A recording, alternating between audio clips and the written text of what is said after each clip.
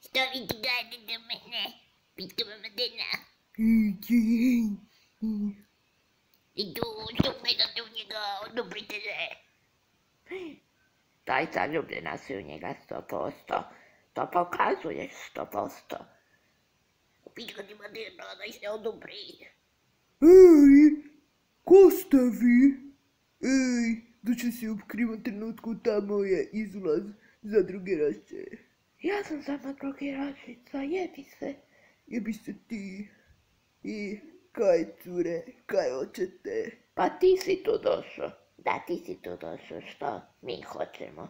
I vi ste me nešto trebale. Jebi se tamo, ovo je druženje samo za đurama, ti nisi đura.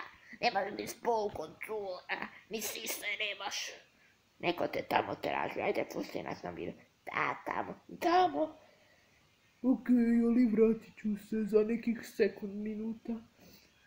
Sekund minuta, to je čudno. Ti si čudna, čutiš kao neki kukac koji leti. Da, moramo prestati pričati o dečkima. Imaju dlaka posuda, jako su čudni. Izgledaju kao neandertalci. Stvarno su čudni.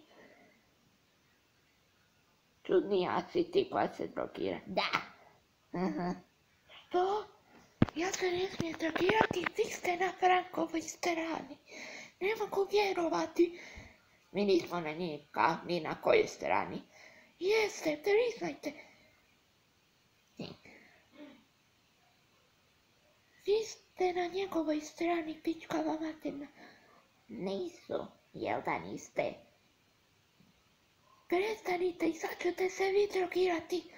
Zapravo, već sam vam stavila drogu u piće. Što? Popila sam sve piće. Sad ste drogirane. Stavila si im drogu u piće. O ne, nije mi dobro. Vidiš, to je mala osveta. Zašto? Jebi se. Jebi se ti, jebi se. Malo ste čudne. Već ste trebale biti u nesvijesti od droge. Već mi je dosta. Možemo otići.